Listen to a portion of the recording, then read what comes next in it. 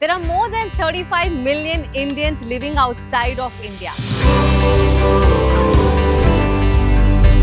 ये चाहे इंडिया के बाहर हैं, पर इंडिया इनके बाहर बिल्कुल नहीं है। लंदन के साउथ हॉल से कनाडा के ब्रैम्पटन तक, न्यूयॉर्क के जैक्सन हाइट्स से लेकर साउथ अफ्रीका के डर्बन तक, मेरा मिशन सिंपल है। हर देश के इंडियन से मिलना, उनकी कम्युनिटी को ढूंढना और उनकी कहानी आप तक पहुंचाना। और साथ ही देखेंगे हम दुनिया भर में अलग अलग देशों में जो बसे हुए हैं लिटिल इंडिया।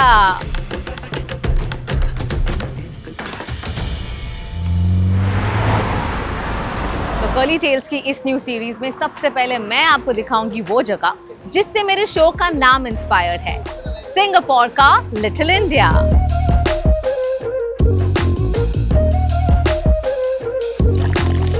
और यहाँ आपको मिलेगा सब कुछ इन अ देसी स्टाइल। मंदिर की घंटी, देसी खाने की महक, किराने की दुकान जहाँ हर टाइम हो रौनक और मार्केट खुले हो देर रात। अब इंडिया में तो ये हर गली में मिलता है, पर अगर ये आपको बाहर विदेश में मिले तो दिल में देसी गाने बजने लगते हैं।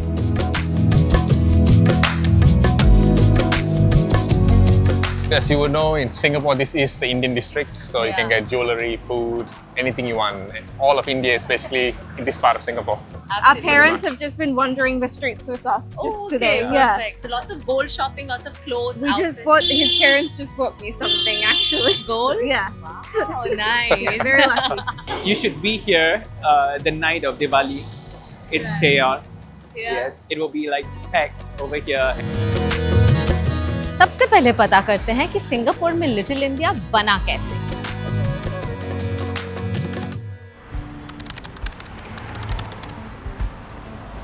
(1820s) में इंडिया की तरह सिंगापुर भी एक ब्रिटिश कॉलोनी हुआ करती थी और उस टाइम ब्रिटिशर्स ने कई इंडियंस को सिंगापुर भेजा एज लेबरर्स। उनमें से ज्यादातर साउथ इंडियन तमिल्स थे।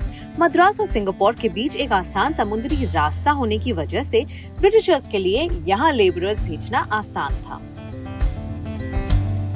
देसी यहाँ कैटल रेयरिंग यानी गाय और भैंसों की देखभाल, road construction, building works, port पर सामान उठाने जैसे फिजिकली डिमांडिंग जॉब्स के लिए यहाँ भेजे गए थे। पर शायद ब्रिटिशर्स हम इंडियंस को अच्छे से जानते नहीं। हम जहाँ जाते हैं वहाँ के होने के साथ साथ अपने भी रंग बिखेरते हैं। एक अनजान देश में भी अपनी दुनिया खड़ी करते हैं। My grandfather actually took a boat from India to Singapore, and they used to call it the Maharaja boat. So all the people who want to come from India to Singapore, they travel through that very boat, and it takes them about 2 or 3 weeks on that boat to come to Singapore. So eventually when you want to go and get married, you have to take the same ride and go and come back. So a lot of them saw a lot of job opportunities in Singapore because Singapore was expanding its economy at that point in time. Yeah. So many Indians came as laborers, police officers to enforce the law, and a lot of other occupations, doctors, lawyers, and all of these things. And then we just stayed on here. My grandma jumped on a ship, came, I think, 3-4 weeks journey. My mom's side is Indian, Okay. so they're from Varanasi. My grandfather is from Varanasi, and then he came here sometime in the 60s and met my grandmother, who is a local here, and then that's how they. So they were arranged marriage in a village. He was in Singapore working for the British at that time. She just jumped on a ship for a man she never met, came here, landed, and then the rest is history. My mom's dad was from India. He was from Pondicherry, and he moved to Singapore.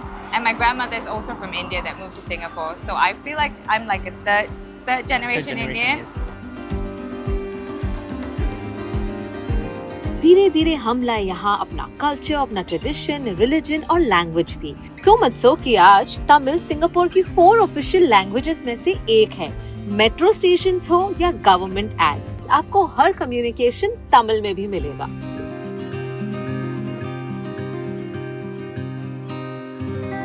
Population of Singapore is 6 million, so Indians make up 9%. So we also have Malayalis, Sikhs, and all these other various ethnic groups of India in Singapore, but we are mainly Tamils. English, Mandarin, Malay, Tamil are the 4 official languages.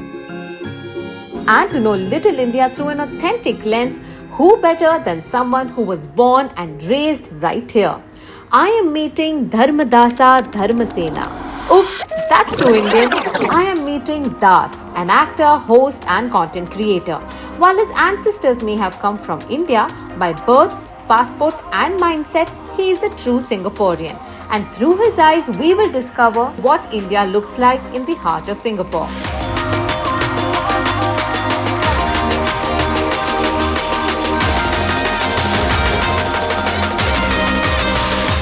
This is my first perception of what India looks like.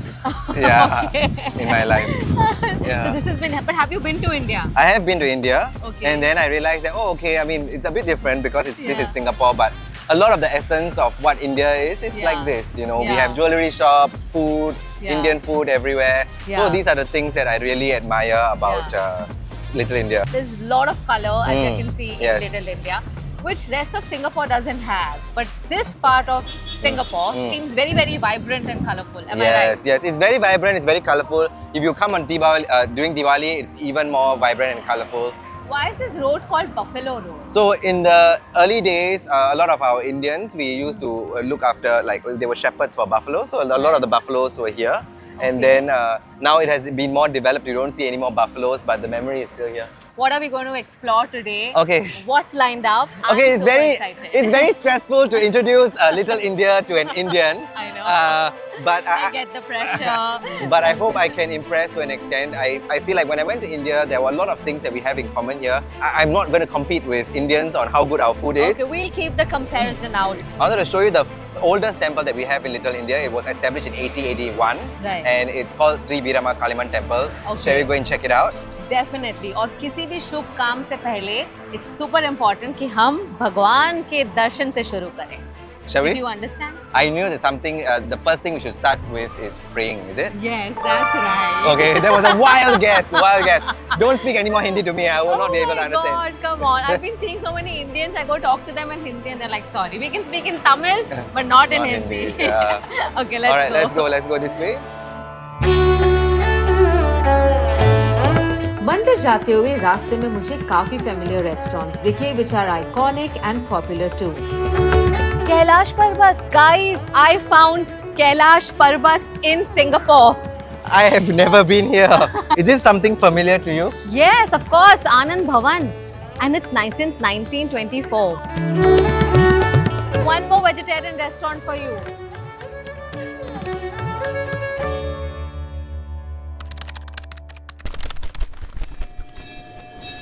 Is it even India if there isn't a temple around the corner? Well, Little India in Singapore stays true to that spirit, and standing tall here is Sri Virama Kaliman Temple, Singapore's first Kali temple. So it's basically by all our early Indian laborers who came here to settle down, and they felt that they didn't have a place of worship, so they just made one. Wow, and essentially built by South Indians. Yes, built by South Indians. It was smaller, and then eventually, I think over the years when they could get more donations, it built to this beautiful design that we have. I love the beautiful architecture and even the way the idols have been shaped. It's beautiful. It's gorgeous. Do you come here often? Yes, I do. This is one of the. There's a very huge Lakshmi inside as well. Right, yeah. So Indians, when we want money, we will be here. All of us want money all the time. So it's a very huge statue.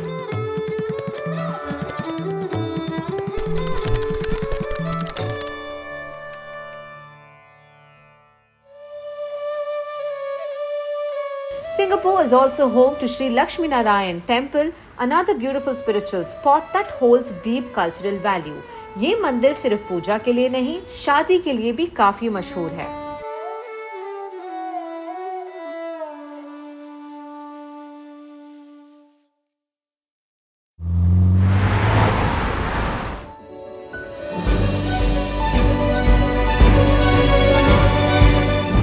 So these two jewelry shops in specific, These two, okay. yeah, they are very interesting because they operate as a jewelry shop and a pawn shop at the same time. So What is a pawn shop, which means if you are in need of cash, you have gold, you can sell it to them and they can give you cash Like immediately, or you can give them gold Right. and then they will give you cash and then they will charge an interest until you finish returning the money. Then once you Girvi system. Yeah. The term is girvi. Girvi, oh, in Singapore we call it pawn, P-A-W-N. Oh, acha, Yeah. okay. So this is the thing. And also one good thing about buying gold in Singapore is you can buy in installments. So if you want to buy something for that's really expensive and you can pay it one shot, you can pay it every month slowly. And then once you finish paying, they'll give it to you. Oh, Yeah. so they will give the gold only after you finish Of paying course, the of course. If installment, not, right? we will all run away with I it. thought in my first installment I can get gold and then I can continue. And then you go back to India and never come back. I know that. It's not to be shared with everyone. So the fun fact, I wanted to purposely walk you down this street, not because I wanted you to get hot in the sun, but this is one of the oldest jewelry shops in Singapore. Ani money. Ani Mani. And it's a very small shop, but that's how they started and it's very, very popular. People But still come here. is buying gold very, very common among Singaporeans, or is it more of an Indian thing? It is an Indian thing. Okay, and where are you all from, if I may ask? Which the farm? Tamil Nadu. Okay. So this is the oldest gold shop in Singapore, which is based in Little India, and the founders actually come from Tamil Nadu. Yes. Am I right? Yes. Okay. Great. Yeah, so this is every Indian in Singapore knows about Ani Mani. Ani Mani. Everybody knows about Ani Mani. I'm sure Ani Money is making a lot of money. Yeah, it's definitely making a lot of more money.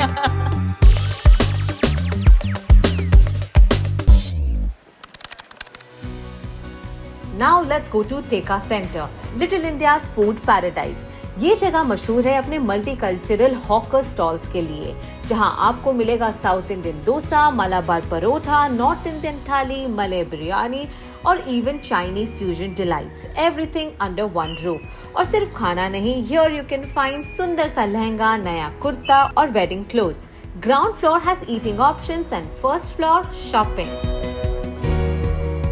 In Singapore, we call this the first floor and then the next one is second. We don't have a ground floor like other countries. Yeah. So this is first and then second. These are the little nuances that we find. Yeah, out. so every time I go overseas and I see a G, I'm like, what's the G? Is it a basement? But then I still see a B. So yeah, to clarify, this is the first floor. This is the first floor, second floor is that. Yeah. Okay, and I can see a sign of please do not feed pigeons Uh-huh. or no outside food or alcohol allowed. Yes. I didn't see these signboards anywhere else. But you see, Singapore is a fine country. Every mistake you make, you Yeah. have to pay a fine. That's a $10,000. huge, hefty fine. So if you feed pigeons in Singapore, you get fined up to 10,000 Singaporean dollars. Yes. And how much is that? So one Singaporean dollar is about 66 rupees. So this would actually mean about 6,60,000 rupees to feed pigeons. And I can see a mix of Indian shopkeepers, Chinese. Chinese shopkeepers. I can see some North Indians as well.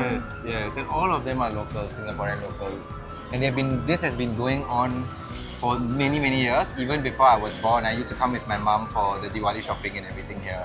So when do you actually dress up traditionally? Diwali, and also Okay. if I have to go to the temple, and if there is any event, Indian event in Singapore that I have to attend, I will wear a traditional costume. Oh, maybe he speaks both. Yeah. Tamil பேசுவீங்களா? நீங்க வந்து ஹிந்தியா?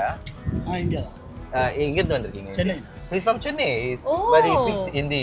Okay, आप कब से यहाँ पर आए हुए हैं सिंगापुर में? मैं आके 2 साल हो गए अच्छा 2 years ही हुआ है आपको। ओह, कुछ अलग लगता है यहाँ पे सिंगापुर में? हाँ बहुत दिक्कत है चेन्नई से अलग है इधर, मेरे को तो सब इंडिया जैसा ही लग रहा है। All the shops here, everything. नहीं, इधर सिंगापुर क्या का तो एक पहली बात का तो सेफ्टी है सेफ्टी है पूरा रूल्स पूरा आगे है ठीक है इसके लिए आगे सेफ्टी से रह सकते हैं नहीं। और बहुत अच्छा लगा आपको हिंदी में सुनते हुए, यहाँ पे बहुत कम लोगों को हिंदी आती है। Okay. How is his Hindi? Amazing, perfect, Okay. perfect. This is really cool. I mean, I feel like I'm in Bandra. It looks exactly like this. I mean, I can see Indian attire. So $15, which means about close to 900 to 1,000 rupees. I think yeah, the price would pretty much be same. Maybe it'll be cheaper.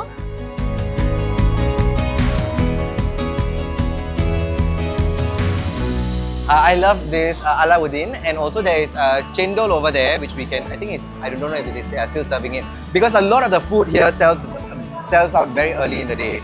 So if you want to do something or buy something, you need to come really early to get it because once they are done, they will close their shutters. Bye bye. No more.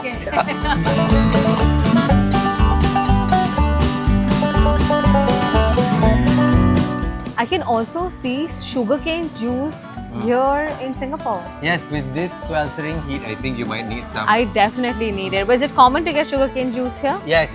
Oh, but this is a very North Indian thing to do. Is it? Ganne ka juice. Yes. I didn't know that. Yeah. Ganne ka juice hai? Hindi aata hai? No Hindi, only English. You also. What are the names of the dishes here? What do you call it? Onion fries. काफी fancy नाम दिया है इन्होंने हमारे भजिया को. अच्छा. What is bhajia? Oh, this is raw banana bhajia. Egg ball. Mendu vada. What do you call it? Indian donut, you said, right? Indian donut. Mendu vada ko Indian donut. Wow. And Hindi name? Tamil name? Bonda. That is Bonda. Okay. Okay. Sugarcane juice? Yeah. How much for one glass? $3 for one glass. Okay.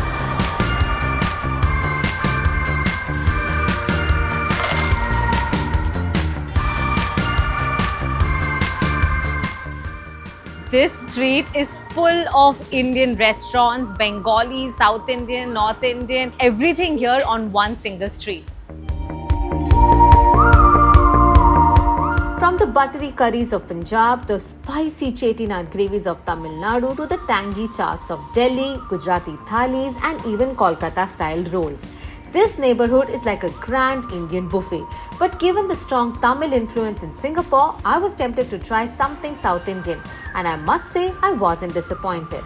चाहे यहाँ के हर कोने, हर खुशबू, हर bite में आपको मिलेगा India का test, लेकिन ज़रूरी नहीं कि यहाँ सिर्फ इंडियंस ही रहते हैं. Singapore actively follows a housing and planning policy जो डिज़ाइन किया गया है to promote racial harmony and multicultural integration. Fun fact, so in Little India, it's not only just Indians who live here, there'll be different nationalities who actually come together, and that's actually a rule in Singapore. Yes. That not one particular nationality could stay in one particular neighborhood. Yes.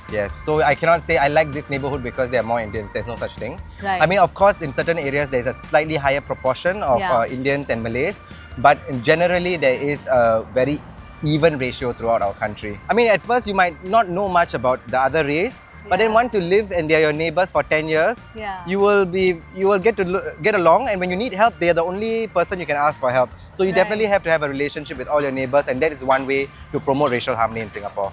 But these are what you see here is public housing, which means government housing. Okay. 80% of Singaporeans live in government housing, and only 20% live in condominiums and terrace houses and all of that. How does that work? The government is actually providing them homes? No, Is it basis we of have to buy it from profession? the government. We have to buy it from the government. Buy it from a government, and it's only a 99-year lease for us. So if but 80% of Singaporeans live in HDB. So in other countries, it's maybe for the lower income people. Yeah. But in Singapore, actually, most of us will be living in government housing.